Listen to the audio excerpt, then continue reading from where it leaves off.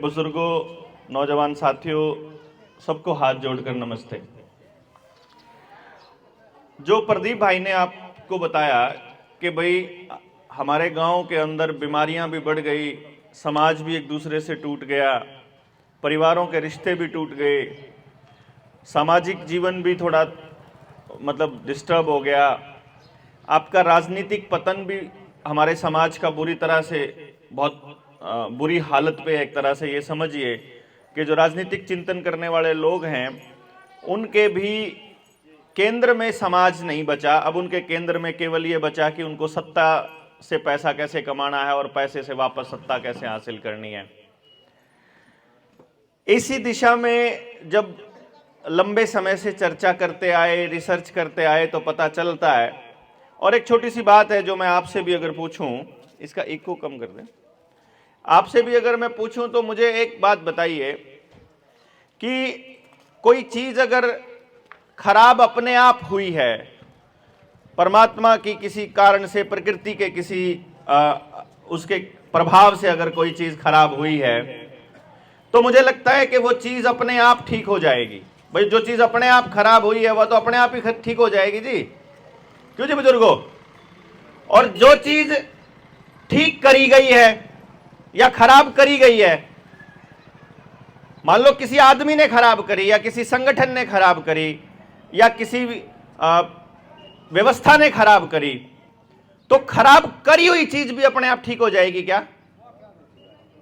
यानी अगर कोई चीज खराब अपने आप हुई है तो उसके लिए हम उम्मीद कर सकते हैं कि परमात्मा उसको ठीक कर देगा। जैसे उसका एक सर्कल है कि पहले गर्मी आई है तो बाद में मौसम बदलेगा तो बरसात भी आएगी और फिर सर्दी भी हो जाएगी। ये तो जो बदलाव है, ये बदलाव तो है प्राकृतिक, इसको तो संभालेगी प्रकृति, इसको तो परमात्मा संभालेगा। लेकिन जो चीज खराब करी किसी व्यक्ति ने या किसी संस्था ने, वो चीज किसी व्यक्ति या संस्था को ही ठीक करनी पड़ेगी। ठीक है जी। दूसरे नंबर पे बात आती है कि खराब करने से किसी को क्या मिलेगा और ठीक करने से किसी को क्या मिलेगा, ये दो बड़े सवाल हैं। जैसे आपका समाज टूटे तो किसी को क्या मिलेगा? भाईचारा टूटे तो किसी को क्या मिलेगा? इससे मिलेगा उनको राजनीतिक ताकत। अगर सारा गांव इकट्ठा होकर के एक दिशा में बात करे तो किसी मुख्यमंत्री, किसी सांसद या किसी विधायक की औकात नहीं है कि गांव की बात मोड़ दे। क्यों जी? और जब गांव का एक हिस्सा 20 घर 50 घर उठ के चले जावे सरकार के पास अपनी मांग मांगने के लिए, और उसके बराबर में आधा गांव ये बोला रहे ये तो सारे के सारे ऐसे ऐसे लोग हैं, जैसे अभी किसान खड़े हैं ना, अगर आधा देश ये कह दे कि ये किसान अपनी मांग मांग रहा है और फिर बीजेपी अपने आधे देश को खड़ा करके ये कह दे कि ये किसान है ही नहीं, कर लो फिर क्या करोगे? ये तो यहां पिज्जा खान लग रहे, ये तो यहां यो करन लग रहे, ये तो मौज कर रहे, इनकी जो जलेबी चल रही, ये किसान को नहीं। किसान की तो हालत वो इन्हें सोचा कि ये तो भूखे नंगे होने चाहिए बस। अब वो दो धड़े बन गए, एक हमारी मांग की समर्थन वाला, एक हमारी मांग की खिलाफत वाला। तो समाज के टूटने से उनको फायदा जो सत्ता में बैठे हैं। फिर परिवार को टूटने से किसको फायदा? भाई आपका परिवार टूटे, किसको फायदा? फिर उससे ना, इससे राजनीति को भी फायदा है और इससे कंपनियों को भी फायदा है। मेरे घर में हम 10 बहन थी मेरी, 5 हम भाई थे, 15 बालक थे, 4 थे मेरे पापा काका ताऊ और काका, मतलब मेरे पापा सबसे बड़े हैं। 4 भाई वो, 4 उनकी घरवालियां, 8 ही हो गए, दादा दादी, 25 आदमी रहते थे हम एक घर में। तो मेरा काम चल जाता था एक गाड़ी से, एक मोटरसाइकिल से, एक ट्रैक्टर से, एक टेलीविजन से, एक बाथरूम से, एक लैटरिन से, एक चीज से चल जाया करता। जय अगर मेरे 4 भाई मेरे पापा और अलग अलग हो जाएंगे तो 4 ट्रैक्टर आवेंगे, 4 गाड़ी आवेंगी, 4 मोटरसाइकिल आवेंगी, 4 गैस चूल्हे आवेंगे, 4 डबल बेड आवेंगे, 4 कमरे बनेंगे, 4 लैटरिन बनेंगी, 4 बाल्टी आवेंगी, सारी चीज 4 4 आवेंगी कि नहीं आवेंगी? तो जब 4 गुना खर्चा हो जाएगा, आमदनी कम होएगी, तो फायदा कंपनियों का हो गया। मतलब परिवार टूटने में कंपनियां का फायदा।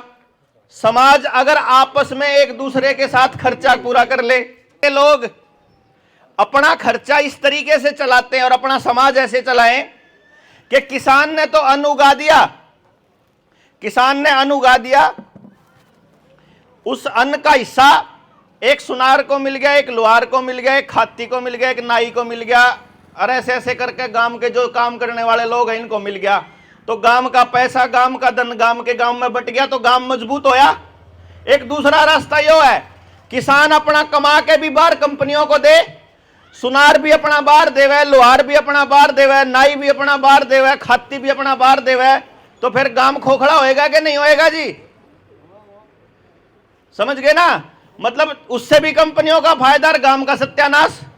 जो अगर हमारा धन गांव के गांव में घूम जाएगा तो गांव बचेगा, और अगर हम अपना धन चाहे बच्चों की पढ़ाई के नाम पे, चाहे गाड़ियों के नाम पे, चाहे कपड़ों के नाम पे, चाहे जूतियों के नाम पे अगर बाहर कंपनियों को देंगे तो गांव खोखला होता चला जाएगा। और एक दिन ऐसा आएगा जब गांव के पास कुछ नहीं बचेगा, और वो हालत आप सबकी, हमारी सबकी हो चुकी है।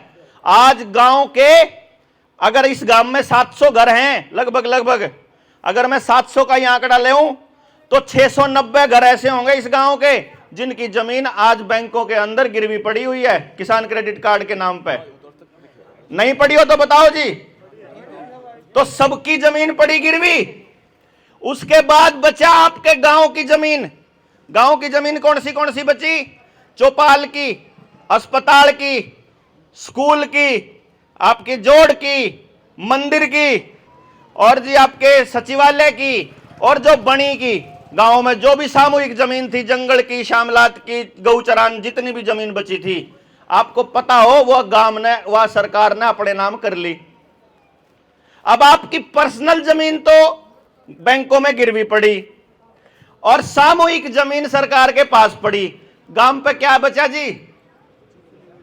कुछ नहीं बचा।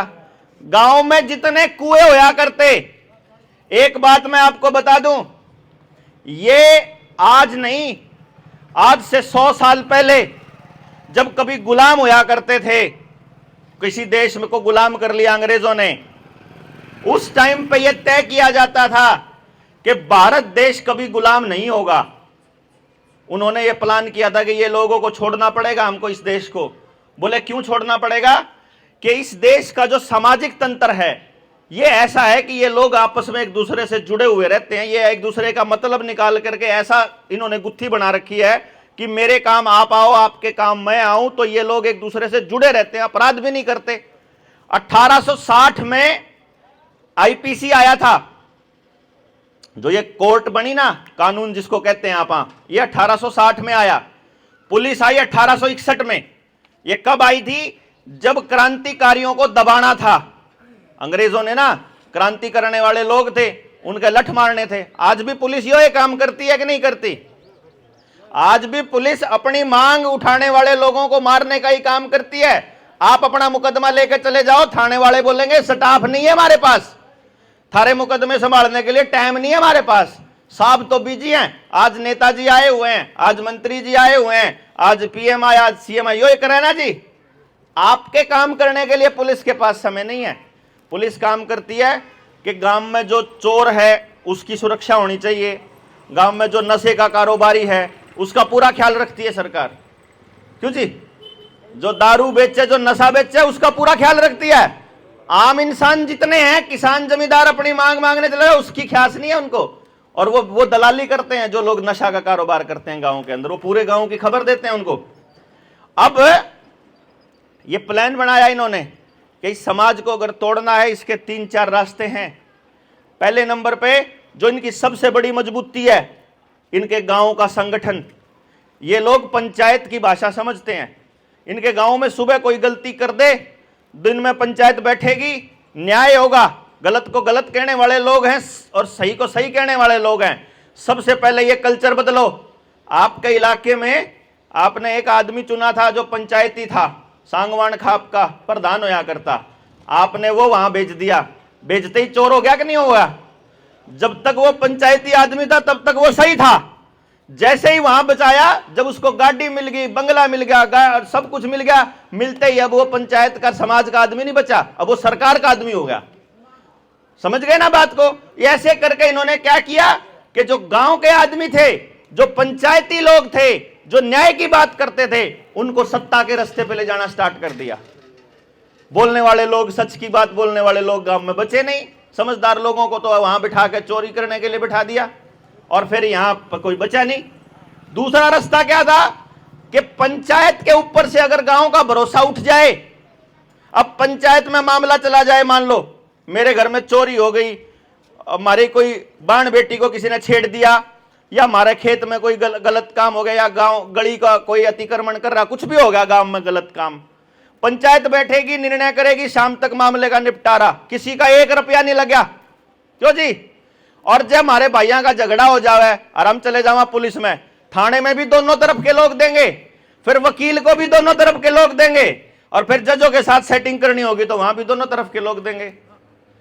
ठीक है, अब गेम प्लान समझा कि इनका भरोसा पंचायत से हटा दो।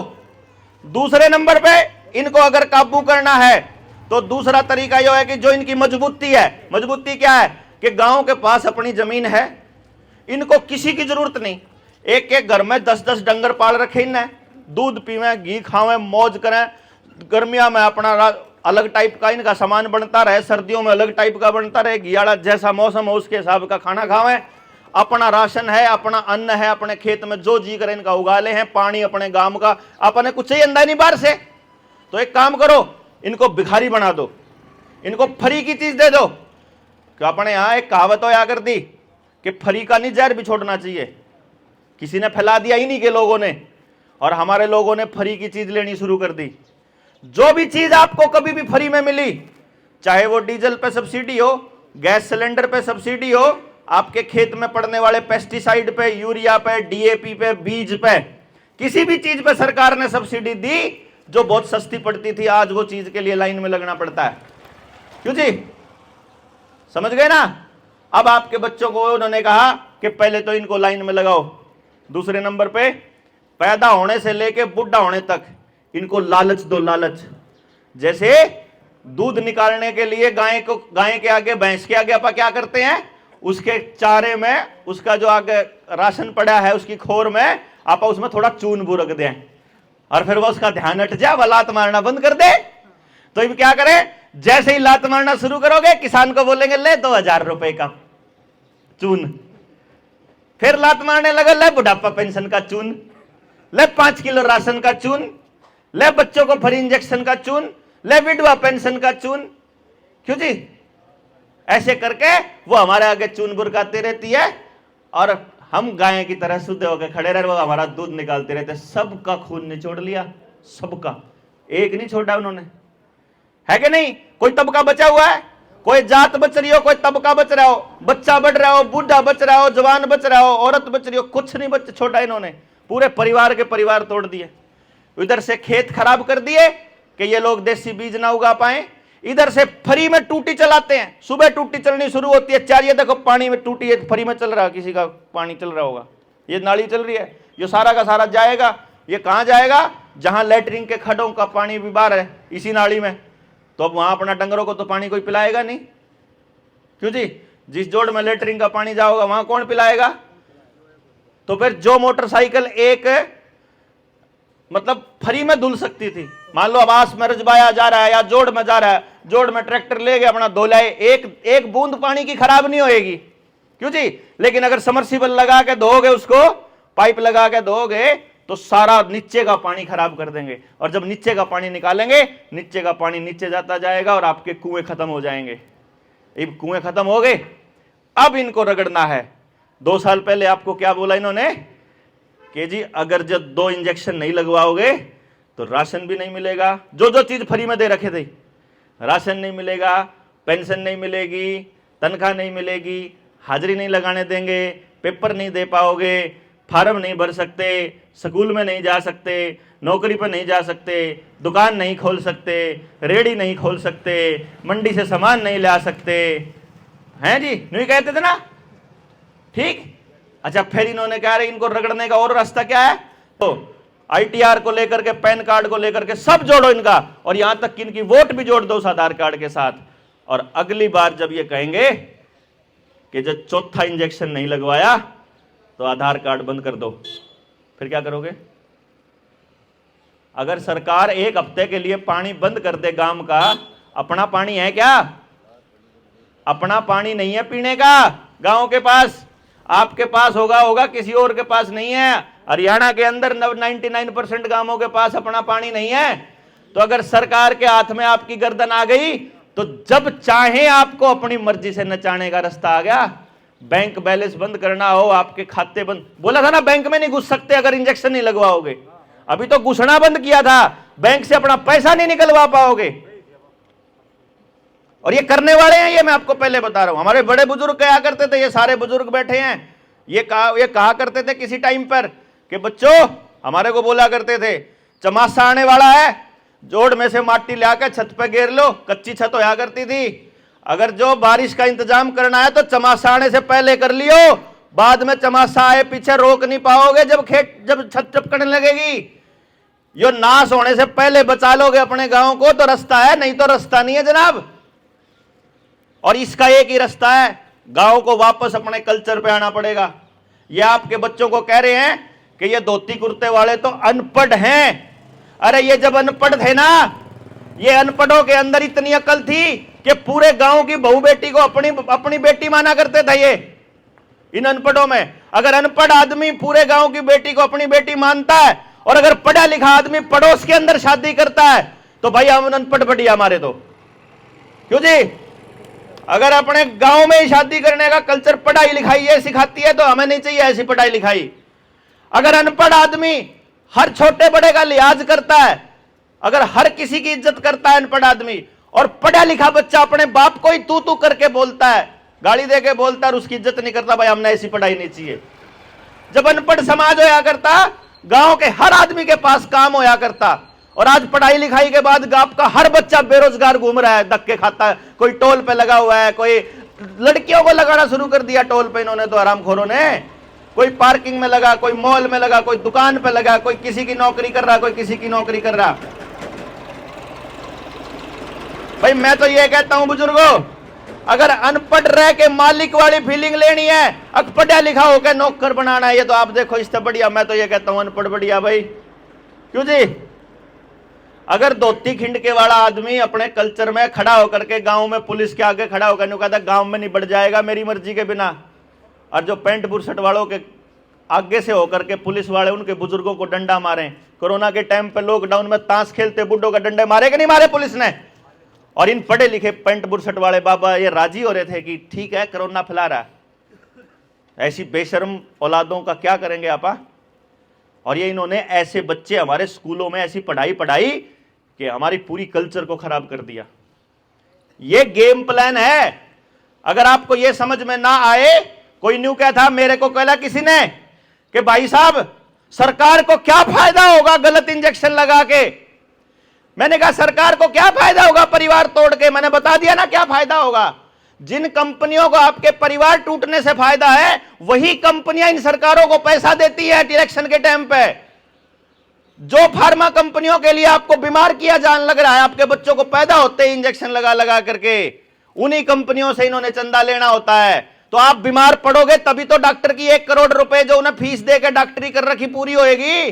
अगर आप ठीक ठाक रहोगे तो वो 1 करोड़ कैसे पूरे करेगा जिन्हें MBBS की डिग्री करी है 1 करोड़ लगा के? नहीं समझे जी?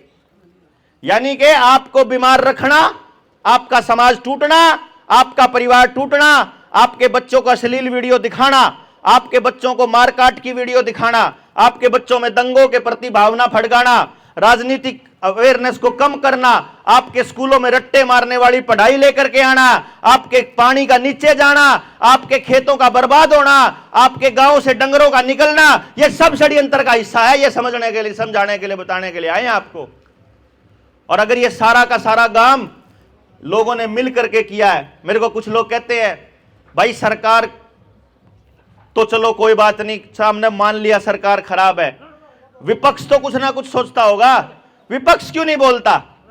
मैं उनको बता दूं बड़े बुजुर्गों, इस बार जब 2014 में मोदी की सरकार आई थी 288 एमपी बने थे बीजेपी के, उसमें से 144 से ज्यादा एमपी, आधे से ज्यादा एमपी वो थे जो पहले कांग्रेस में एमपी थे। आपके वाला पार्लियामेंट का मेंबर भी पहले उन्हीं का था। क्यों जी? मतलब पार्टी बदली, आपका एमपी बदला नहीं, पटवारी बदला नहीं, तहसीलदार बदला नहीं, डीसी बदला नहीं, एसडीएम बदला नहीं, मास्टर बदला नहीं, कुछ नहीं बदला। आपको लगता है आपने सरकार बदल दी, लेकिन कुछ नहीं बदला।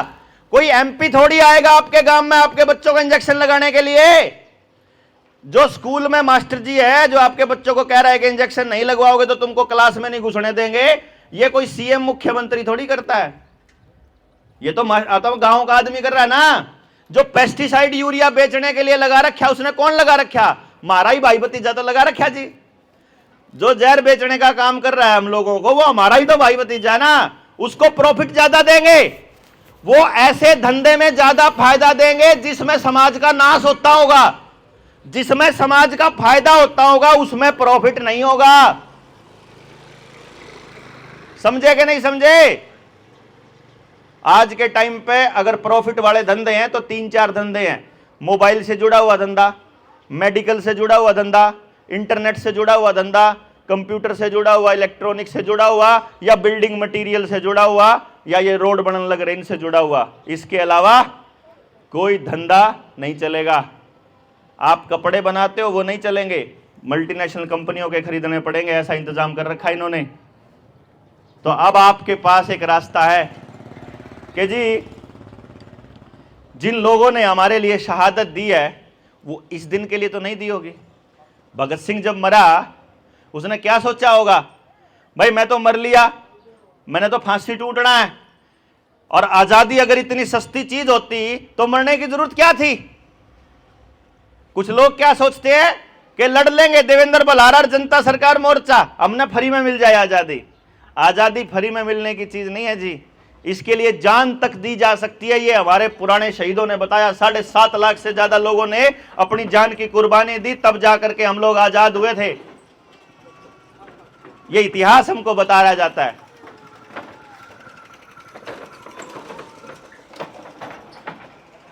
मैं ये कहता हूं बुजुर्गों कि अगर गांव आपका है, बच्चे आपके हैं, समाज आपका खराब हो रहा है, इसको ठीक करने कोई बाहर से आएगा क्या? क्यों जी? कोई बाहर से आ सकता है? बाहर से कोई नहीं आएगा। अगर कोई आएगा तो वो नौकरी करने तो आ सकता है। अगर मैं भी आपके गांव में आके ये कहता हूं ना कि मैं आपके गांव के लिए करूंगा, आप मेरा साथ दो, ये समझ लेना झूठ बोल रहा हूं। मैंने क्या ठेका ले रखा भाई आपके गांव का? जिनके बच्चे बर्बाद हो रहे, अगर वही घर से नहीं निकलते, हम क्यों निकले भाई? हम तो अपना फायदा देखने तो आ जाएंगे, हम आपके लिए करने कुछ नहीं आएंगे कभी भी।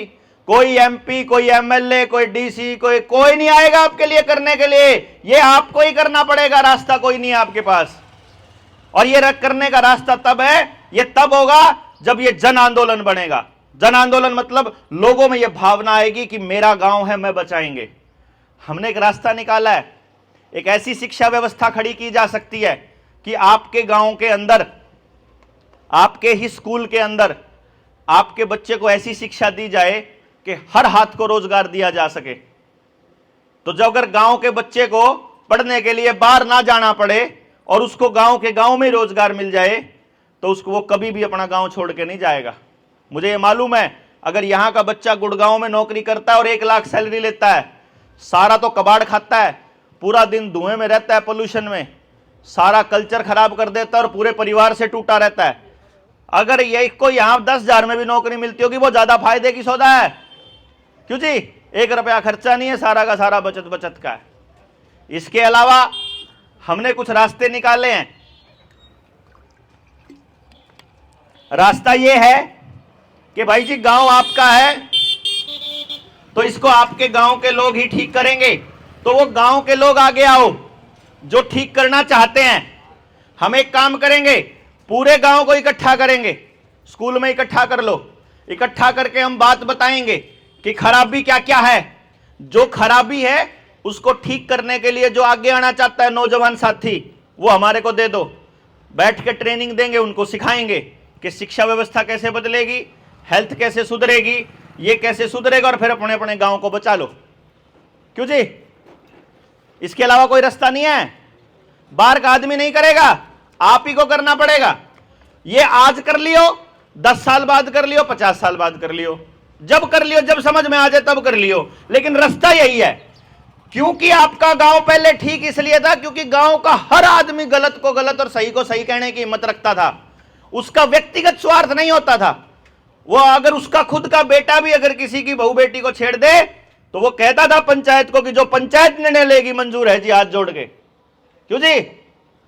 मतलब अगर कोई भी गलत काम कर दे, कोई चोरी कर दे, कोई जारी कर दे, कुछ भी कर दे, तो वापस गांव को सच के रास्ते पे आना पड़ेगा कि अपना व्यक्तिगत, मेरा बेटा गलत है तो उसको मानो समाज के सामने कि ये गलत है, और गलत को सजा मिलनी जिस दिन स्टार्ट हो जाएगी, जिस दिन गांव के सबसे ताकतवर आदमी को, चाहे वो राजनीतिक रूप से ताकतवर हो, चाहे वो आर्थिक रूप से ताकतवर हो, जिस दिन गांव के ताकतवर आदमी को, उसके बच्चों को गलत करने पे सजा मिलनी स्टार्ट हो जाएगी, इसमें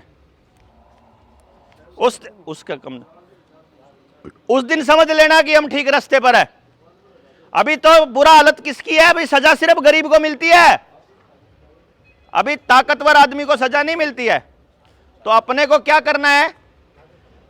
हमने एक थोड़ा सा समाज को जोड़ने के लिए एक मुहिम शुरू करी थी 2 साल पहले, और वो मुहिम हमारी लगातार दिन रात मेहनत करके हम लोगों को जोड़ रहे हैं। तो हमने एक रास्ता निकाला है कि एक काम करते हैं, लोगों में ये भावना जागे कि अपने गांव को बचाना है तो उन शहीदों को याद किया जाए। हमने पिछली बार गोहाना में एक रैली की थी जिसमें हमने हर घर से 2 चम्मच घी मांगा था कि अपने घर से 2 चम्मच घी, ज़्यादा नहीं चाहिए, 2 चम्मच, मतलब जो आप खाते हो घी अपने रोटी पर रख करके, नहीं है कोई दिक्कत नहीं है। कई घर ऐसे मान लो वो घी नहीं खा पाते, लेकिन ऐसा गांव में अभी बचे हुए हैं। अपना 2 चम्मच घी हमारे को दो शहीदों के नाम पे, हम उसकी एक जोत जलाएंगे। हमने पिछले साल अनाउंस किया था 2023 में 23 मार्च को गोहाना में रैली करके हमने 18 क्विंटल घी इकट्ठा किया।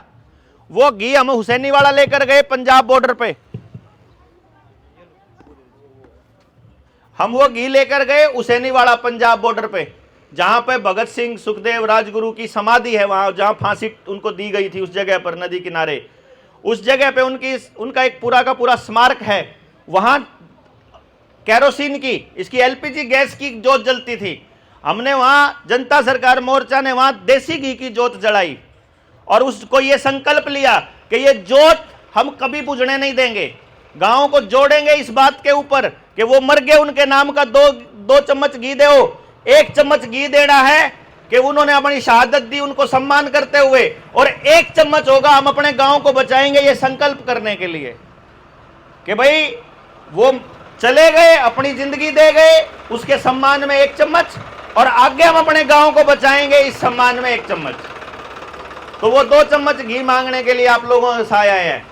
अभी आने वाले टाइम में हमने ये निर्णय लिया कि यहाँ के लोगों में जागरूकता के लिए, यहाँ के गांव को समझाने के लिए 23 मार्च को हम लोग दादरी में, को सरस्वती चौक, सरस्वती वाटिका में हम लोगों ने निर्णय लिया है उस 2 चम्मच घी को इकट्ठा करने का, कि गामराम अपने गांव से एक घर से 2 चम्मच घी, और आपकी 23 तारीख को वहां उपस्थिति, वहां आकर के आपको पहले तो हमारा हौसला बढ़ाना है। दूसरे नंबर पर जब आपको लगे कि आसपास के कितने सारे गांव आ गए, उनकी उपस्थिति हो गई, फिर आपके गांव में दोबारा आएंगे। उस दिन अपने पूरे गांव को इकट्ठा करना, इकट्ठा करके फिर खड़े होंगे, फिर जो नौजवान निकल के आएंगे फिर उनकी ट्रेनिंग करेंगे।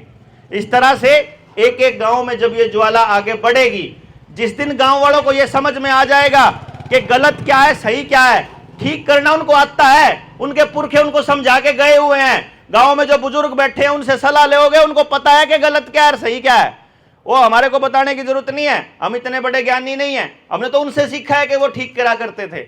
अभी गांव का जोहड़ है, मैंने आपके जोहड़ देखे 2, एक जोहड़ है जो पुराना है, शायद उसके साथ कोई आस्था जुड़ी होगी आपकी, क्योंकि वो इसी तरीके का था, उन्होंने उसको छेड़ा नहीं। एक नया जोड़ बनाया, वहां आपके डंगर बैठ जाया करते थे, इन्होंने कहा पास हो रहा है, आपके यहाँ एक नया तालाब खुदेगा। आपको पता इस तालाब की सच्चाई क्या है?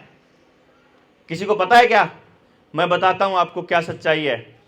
सबसे पहली बात, ये तालाब जिस योजना के तहत खुदा है, उसी योजना के तहत आपको डीएपी, यूरिया और पेस्टिसाइड दिया गया था, इजराइल की टेक्निक है। उसी के तहत आपके गांव के अंदर ये ट्रैक्टर लाए गए थे। जितने ट्रैक्टर की टेक्निक है ये इजराइल की टेक्निक है, ड्रोन की टेक्निक है ये इजराइल की टेक्निक है। जो कोरोना के दौरान आपको इंजेक्शंस लगाए गए थे, ये टेक्निक इजराइल की टेक्निक है। और अभी जो जोहड़ खुद रहे हैं, जो आपके खेतों में जो आपको हाइब्रिड बीज दिए गए थे, वो भी इजराइल की टेक्निक है। इंडो इजराइल प्रोजेक्ट बोलते हैं इसको। ये प्रोजेक्ट चल रहा है इंडो इजराइल, यानी इंडिया और इजराइल के कोलैबोरेशन में एक प्रोजेक्ट है, जिसमें वो कह रहे हैं आपके तालाब को निर्मल सरोवर बनाएंगे। निर्मल सरोवर, अमृत सरोवर, ठीक है जी। अब वो सरोवर बन के क्या होगा? बढ़िया सरोवर बनेगा। जैसे इन्होंने नदियों का सत्यानाश किया, इन्होंने क्या किया? नहरों को नीचे से पक्का कर दिया। नहरों को नीचे से पक्का करने का नुकसान क्या होगा? कि अंडरग्राउंड पानी रिचार्ज नहीं होगा। पानी सारा का सारा वहां जाएगा जहां लेके जाना चाहते हैं आपको। जहां से नदी जाएगी, जहां से नहर जाएगी, वहां पानी नीचे नहीं जा पाएगा, गांव के लिए पानी नहीं बचेगा। इसी तरीके से आपके गांव में ये तालाब खुदेगा, तालाब की चारदीवारी होगी, बहुत सुंदर चारदीवारी होगी, एकदम गजब का तालाब होगा। आप देखोगे, इसको देख करके मन खुश हो जाएगा आपका। बाहर चारों तरफ टाइल लगेंगी, बूढ़ों बुजुर्गों के लिए ओपन जिम बनेगा, बैठने की जगह बनेगी, आपने वहां शानदार जगह बनेगी, सारा गांव खुश हो जाएगा। भाई ऐसा काम कभी किसी ने नहीं किया था, तालाब इतने सुंदर किसी ने नहीं बनाए थे। क्योंकि ये इंडो इजराइल प्रोजेक्ट है, इजराइल की कंपनी को लेकर के आना था।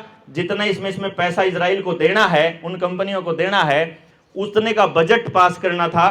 तो पहले सरपंचों की ताकत कम करी कि इससे ऊपर का पैसे का प्रोजेक्ट तुम कर ही नहीं सकते। तो गांव के सरपंच को पहले तो निकाल दिया इस प्रोजेक्ट से कि सरपंच तो निकलो। सरपंच निकल गया मतलब गांव निकल गया, ठीक है। तो गांव बाहर निकल गया। अब सरकार जो करे, सरकार ने पास करके भेज दिया। कंपनी आई, कंपनी ने आपके यहां तालाब खोद दिया। तालाब खोदने के बाद थोड़े दिनों के बाद जब अखबारों में छप जाएगा, गांव वाले तारीफ कर चुके होंगे, फिर कंपनी सरकार को बोलेगी कि हमारा खर्चा नहीं निकल रहा, हम इसका मेंटेनेंस नहीं कर पा रहे। तो सरकार बोलेगी कि आप यहां मछली पाल सकते हो, झींगा पाल सकते हो, मछली पालन चालू कर लो, उससे जो आमदनी होगी वो तुम्हारी, ठीक है जी। वो कहेगी इससे भी काम नहीं चल रहा। अरे तो फिर कोई बात नहीं, जब मछली पालने है तो मछली खाने वाले भी तो आएंगे, गांव वाले, किसी को मच्छी खानी भी तो होगी। जिसको मच्छी खानी है वो कब खाएगा? शाम को 5 बजे के बाद, जब उसको पौवा लगाना होगा। पौवा लगाने के बाद मच्छी याद आएगी, तो पौवा लगाएगा, कहीं बाहर जाके दारू पिएगा, गांव में बकवास करेगा, तो वहीं आता खोल दो, वहीं ठेका भी खोल दो, वहीं आता भी खोल दो, वहीं बैठ के खाए, बैठ के पिए, मौज करे। फिर नौजवान बच्चे होंगे, उनको नाचना भी होगा, डांस भी करना पड़ेगा। फिर गाड़ी में डीजे लगा के गांव का माहौल खराब करते हैं, फिर गांव वाले खुद कहेंगे वहीं डीजे भी लगा दो इनका नाचने के लिए। फिर वो गांव में उल्टी सीधी बकवास करते हैं, फिर कहेंगे वहीं 4 कमरे भी खुलवा दो जिनको ऐश करनी है, वहां बाहर से कचरा लेकर के आना है। ये कहेगा, गांव वाले ही कहेंगे अपने आप ही कि वहीं खोल दो ना सारा कुछ। आपके गांव को रंडी खाना बनाने के लिए चल रहा है सारा खेल, समझ गए ना? अगर आपको नहीं समझ में आ रहा हो तो हर गांव के अंदर ओयो के कमरे, आप सबके पैसे धीरे धीरे खत्म हो रहे हैं। मैंने आपको बताया, गांव अपनी पूरी मेहनत की कमाई कंपनियों को दे रहा है, एक टाइम आपके पास देने के लिए कुछ नहीं बचेगा। हर किसी को फोन आ रहा है, ले लो पुराने घर पे ले लो लोन, गाड़ी पे ले लो, पुराने ट्रैक्टर पे ले लो, डंगरों पे ले लो, पुराने घर पे ले लो, और किसी पे नहीं है तो 10वीं की डीएमसी पे ले लो, उस पे भी नहीं मिलता, आधार कार्ड पे ले लो। पहले लोन लो, फिर बताएंगे तुमको, फिर लपेटेंगे। आ रहा है कि नहीं आ रहा? सबका, सबके पास फोन आते हैं। और फिर बाद में क्या कहेंगे कि जी इससे भी खर्चा पूरा नहीं हो रहा। तो कोई बात नहीं, ये गाड़ियों पे फास्ट टैग लगे हुए हैं। आपने अगर देखा हो, जब आप टोल पे जाते हो, वहां जाके खड़े हो जाते हो, तो वो सेंसर अपने आप काट लेता है खाते में से, और फिर आप आगे बढ़ जाते हो। आपके डंगरों के कान पे भी फास्ट टैग लगा दिए इन्होंने। फिर उस जोहड़ में जैसे कंपनी को बोलते हैं कि सड़क तुमने बनाई है तो टोल भी तुम ले लो, तो फिर जोहड़ कंपनी ने बनाया है तो टोल भी जोहड़ लेगा, और कंपनी लेगी जोहड़ का। तो जब अपना डंगर पानी पीने के लिए जाएगा तो वो वहां डंडा होगा, डंगर खड़ा होगा, पैसा कटेगा, वो आगे बढ़ेगा। ये प्रोजेक्ट ऑलरेडी चल रहे हैं। गेम समझ में आ रहा है कि नहीं आ रहा? अब अगर समझ आ रहा है तो जो गांव में घुसे उसके लठ मारने की जिम्मेदारी गांव वालों की है। समझ गए ना, ये हम नहीं करने आएंगे। हम आपको बोलना इतना सी बात है, अपना पैसा रखो अपने पास। तुमको हमको 2 करोड़ रुपए देना, इस 2 करोड़ रुपए से हमारे स्कूल में मास्टर भेजो, इस 2 करोड़ रुपए से हमारे स्कूल के अंदर लैब खोलो, हमारे यहाँ स्कूल का खेलने का प्रोजेक्ट बनाओ, हमारे यहाँ हमारे बच्चों के लिए दो। हमको तुम्हारा जोड़ नहीं चाहिए, पूरा गांव मिलकर अपना जोड़ खोद लेगा जितना चाहिएगा, तुम्हारी योजना नहीं चाहिए। क्योंकि उनकी योजना जितनी भी गांव में आई है सारा सत्यानाश करके गई है, यह समझना पड़ेगा आपको। वो योजना आपके लिए नहीं बनती हैं, वो योजना कंपनियों के लिए बनती हैं, कंपनियों के लिए बनती हैं। आपके लिए बनेंगी तो वो बनेंगी जो आप मांगोगे। आपने कुछ मांगा ही नहीं कभी, और जो मांगोगे तो लठ मिलेंगे। जब भी आप अपनी मांग मांगोगे तो आपको लठ मिलेंगे। आपको कंपनी की ही बात माननी पड़ेगी, ये कल्चर है इनका। अब इतनी सी बात अगर आपको समझ में आए तो जी 2 चम्मच घी पूरा गांव इकट्ठा करेगा, वहां सरस्वती वाटिका में पहुंचेगा 23 मार्च को, और फिर आने वाले टाइम में फिर गांव इकट्ठा होगा। हम फिर इस योजना को आगे बढ़ाएंगे। बहुत ज़्यादा भी समय लगाएंगे तो भी कोई लाभ नहीं। मुझे लगता है आज एक बीज रूप में आपके बीच विचार आपको दिया है। अगर आपको लगता है कि हम ठीक रास्ते पर हैं जनता सरकार मोर्चा वाले साथी, तो आप अपना साथ और अपना आशीर्वाद हम लोगों को दीजिएगा। क्योंकि हम लोगों को एक पंचायत में जाना है, अभी अग्रोहा हिसार जाना है।